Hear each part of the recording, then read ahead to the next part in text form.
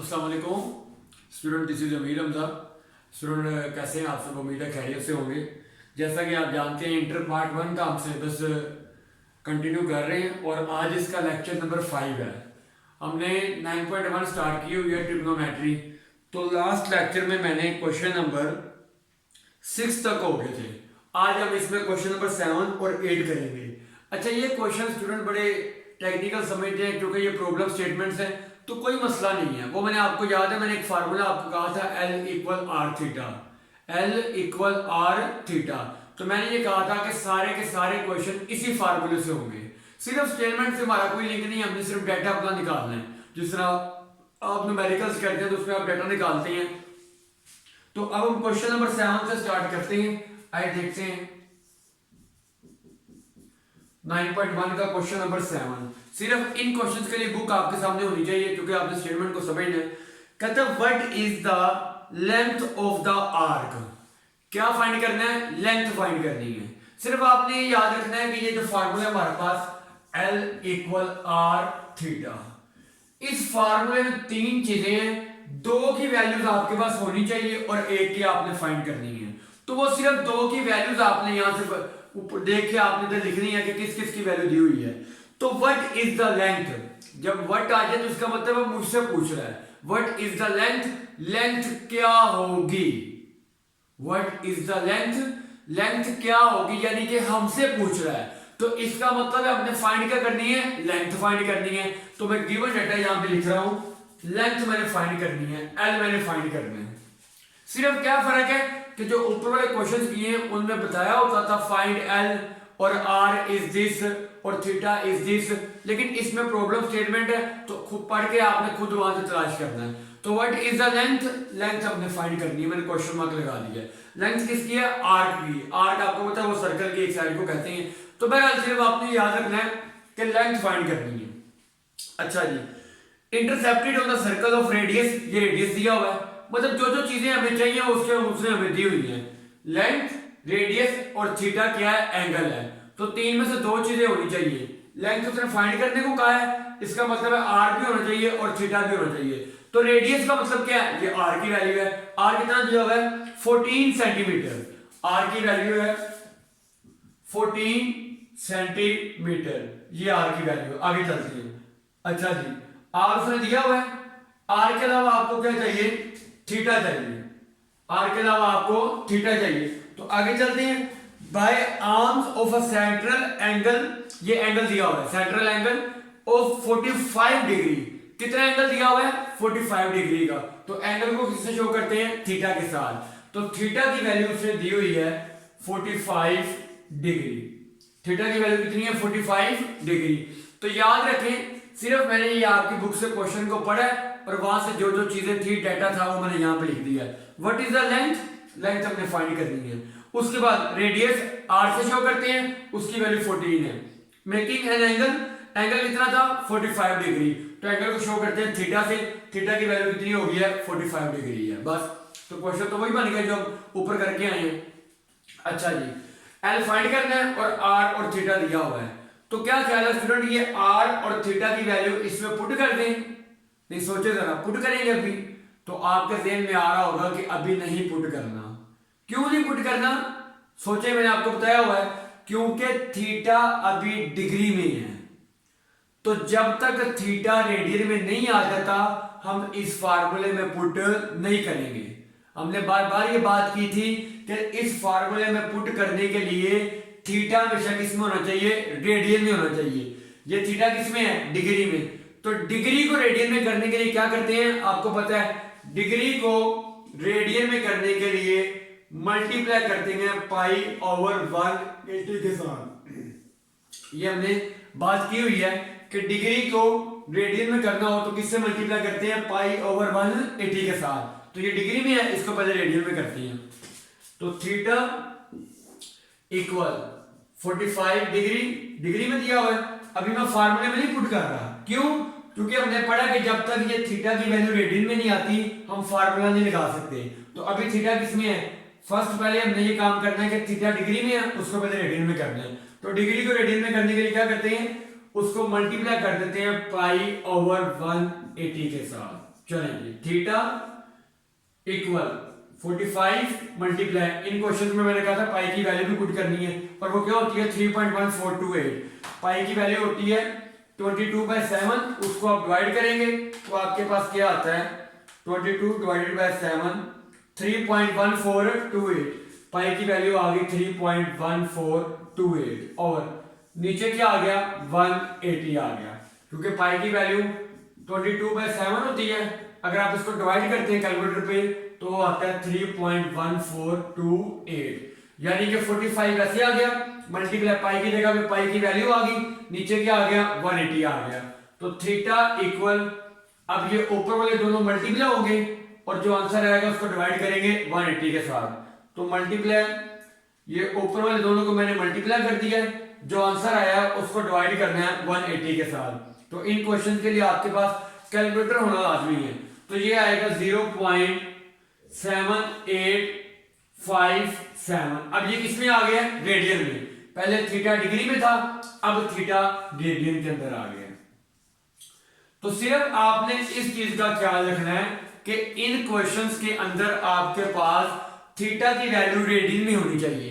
जब theta degree में था तो डिग्री को किसमें किया है रेडियन में, डिग्री को रेडियन में कैसे करते हैं मल्टीप्लाई पाई ओवर 180 के साथ। तो इन क्वेश्चन में पाई की वैल्यू भी पुट करते हैं, पाई की वैल्यू ये होती है, वो वैल्यू लगा दी, इन दोनों को मल्टीप्लाई किया, जो आंसर आया 180 के साथ डिवाइड किया तो ये आंसर आ गया। चलेगी, हमने क्या चीज फाइंड करनी है, फाइंड करना है एल, उसके लिए आर और थीटा चाहिए, आर भी है और थीटा भी, ये वाला थीटा, थीटा नहीं ये वाला।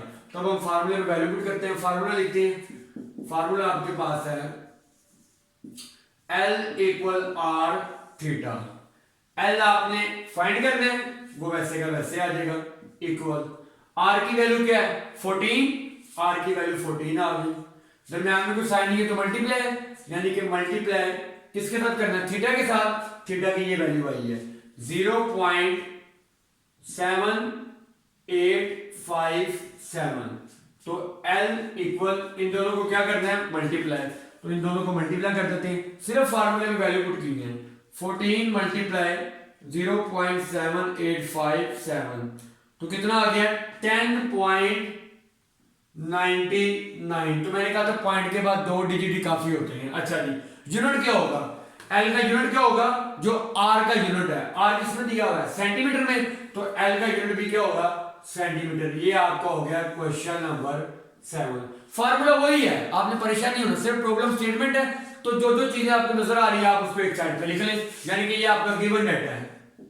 जीडी का मतलब क्या है गिवन डाटा, ये बुक से मैंने लिखा है। लेंथ दूसरा फाइंड करने को कहा था, आर रेडियस उसने 14 दिया हुआ था, थीटा उसने 45 डिग्री दिया हुआ था, तो डिग्री को पहले किसमें किया है रेडियन में किया है। तो हमने ये फार्मूला पुट कर दिया L equal r theta. L find करना वैसे ही आ गया, R की जगह पे R की वैल्यू, थीटा की जगह पे थीटा की वैल्यू, इसको मल्टीप्लाई किया तो ये आपके पास आंसर आ गया। तो सारे के सारे क्वेश्चन बहुत साथ है, सिर्फ थोड़ा सा समझ के आपने प्रैक्टिस जरूर करनी है। अच्छा ये था क्वेश्चन नंबर 7। अब चलते हैं क्वेश्चन नंबर 8 के ऊपर। तो क्वेश्चन नंबर 8 में क्या कह रहा है, उसमें भी आपने प्रॉब्लम स्टेटमेंट समझनी है। क्वेश्चन नंबर 8, क्वेश्चन नंबर 8 में भी सिर्फ प्रॉब्लम है, उसको हम समझते हैं। कहता फाइंड द रेडियस, अब रेडियस फाइंड करना है, खुद ही उसने सब कुछ बताया हुआ है क्या फाइंड करना है। उसमें क्वेश्चन नंबर 7 में था what is the length, length find करनी थी। अब क्वेश्चन नंबर 8 में क्या फाइंड द रेडियस, यानी कि आर हमने फाइंड करना है। क्वेश्चन नंबर 8, तो ऊपर लिखते हैं गिवन डाटा, यानी जो चीजें हमें प्रोवाइड की गई हैं। रेडियस हमने फाइंड करना है, यानी कि आर की वैल्यू फाइंड करनी है। In which the arms of the central angle of measure by the radian, measure ये लिखा हुआ है हमारे पास, measure 1 radian cut off an arc of length 35 centimetre. अच्छा जी, find the radius, radius find करना है, और in which the arms of the central angle of measure 1 radian, ये देखे ना एंगल दिया हुआ है, एंगल का क्या लिखा है मेजर 1, यानी कि एंगल की वैल्यू क्या है 1 है, और एंगल को हम किससे शो करते हैं थीटा से, यानी कि थीटा की वैल्यू यहां आपके पास आ गई 1। अच्छा ये 1 डिग्री में नहीं है, अब गौर करें उसने 1 के आगे रेडियन लिखा हुआ है। क्वेश्चन नंबर 7 में जो एंगल दिया था उसके ऊपर डिग्री बनाया हुआ था, ये एंगल किसमें दिया हुआ है रेडियन में, तो एंगल हमारे पास कहां किसमें है रेडियन में। हमने कहा था कि थीटा किस में होना चाहिए, रेडियन में। तो इस क्वेश्चन में तो और आसानी हो गई है, क्योंकि थीटा पहले क्वेश्चन में रेडियन में नहीं था, हमने खुद किया है, यहाँ पे दूसरे रेडियन में दिया है। तो थीटा की वैल्यू क्या, 1 radian. Cut off an arc of the length, ये लेंथ दी हुई है, लेंथ को किससे शो करते हैं, एल से। एल की वैल्यू कितनी है, 35 सेंटीमीटर। चलेंगे, डाटा हमारा कंप्लीट हो गया, अब हम फार्मूला पुट करते हैं। तो सिर्फ 3 चीजों में से 2 आपके पास होनी चाहिए। प्रीवियस क्वेश्चन में एल फाइंड किया था, इसमें कह रहा है आर फाइंड करें। आर फाइंड करें तो एल और थीटा आपको चाहिए, एल की वैल्यू भी है और थीटा की भी है। लास्ट क्वेश्चन में थीटा डिग्री में था, हमने रेडियन में किया था, इसमें उसने खुद ही रेडियन में दिया है, हमें मुश्किल में नहीं डाला। तो अब हम फार्मूले में वैल्यू पुट करते हैं। फार्मूला क्या है, एल इक्वल आर थीटा। तो यहां लिखते हैं formula L equal r theta. L की वैल्यू कितनी है, 35, एल की जगह पर 35 आ गया, इक्वल आर की वैल्यू कितनी है, आर हमने फाइंड करना है, आर वैसे ही आ गया, दरम्यान में कोई साइन ना हो तो मल्टीप्लाई। थीटा की वैल्यू कितनी है, 1, क्योंकि रेडियन में है तो हम ये यूज करेंगे, थीटा की वैल्यू 1 आ गई। तो अब ये आर को 1 से मल्टीप्लाई कर भी दें, या 1 इधर मल्टीप्लाई और उधर जाके डिवाइड कर दें, क्योंकि 1 को किसी से मल्टीप्लाई करें डिवाइड करें कोई फर्क नहीं पड़ता। तो अब आर को 1 से मल्टीप्लाई करेंगे, आर ही आएगा। 35 को वैसे लिख दें इक्वल, यहाँ तो 1 इधर मल्टीप्लाई हो रहा है क्योंकि हमने सेपरेट करना होता है ना, इसलिए आप दूसरा कर दें। हमने आर फाइंड करना है, तो जो वैल्यू फाइंड करनी है उसको हम सेपरेट करते हैं। तो आर को इधर ही लिखेंगे, 1 आर के साथ क्या हो रहा है, मल्टीप्लाई, उस तरफ जाके क्या हो जाएगा, डिवाइड हो जाएगा। इधर भी मल्टीप्लाई कर देते तो खाली आर ही बचना था, लेकिन क्योंकि आपका कॉन्सेप्ट ना उससे कोई और, तो मैंने आर को मल्टीप्लाई किया 1 से, मल्टीप्लाई नहीं किया, आर फाइंड करना, आर को इधर ही रखा, 1 इधर मल्टीप्लाई हो रहा है, इधर आके क्या हो गया है, डिवाइड हो गया है। तो आर इक्वल, अब आर को क्योंकि इक्वल है, इसको इधर लिख दें या उधर लिख दें, एक ही बात है। 35 को डिवाइड करें 1 से तो 35 ही आएगा। तो अगर आप इधर ही आर को 1 से मल्टीप्लाई करते, खाली आर बच जाता और उधर 35 रह जाता। एक ही बात आप किसी भी तरह कर दें, यानी अगर आप इसको नहीं करते, इस स्टेप ना आप करते, तो ये देखिए आर 1 से क्या हो रहा है, मल्टीप्लाई, तो 1 को जिससे मल्टीप्लाई करें वही आता है। 1 को आर से मल्टीप्लाई करेंगे, आर आ गया, इक्वल क्या आ गया, 35। तो आर इक्वल किसके आ गया, 35 पे आ गया, क्योंकि 1 है ना, अगर कोई और नंबर होता तो उसको हम डिवाइड कर देते, 1 की जरूरत नहीं है। 1 को मल्टीप्लाई किया आर से, आर ही आ गया, तो आर किसके इक्वल आ गया, 35 के। आर का यूनिट क्या होगा, जो एल का यूनिट है, एल का यूनिट क्या है, सेंटीमीटर, तो आर का यूनिट होगा सेंटीमीटर।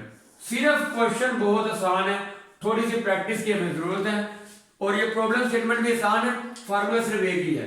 इसके 17 तक क्वेश्चन है और सारे के सारे इसी फार्मूले से होनी है, सिर्फ प्रॉब्लम स्टेटमेंट को हमने समझना है।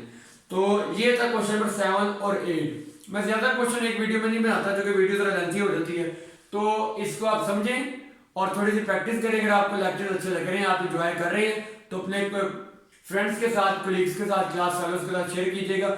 इंशाअल्लाह तबारक तआला जिंदगी रही। तो नेक्स्ट लेक्चर में, लेक्चर नंबर 6 में क्वेश्चन नंबर 9 के साथ हाजिर होंगे। तब तक के लिए दीजिए इजाजत, अल्लाह हाफिज।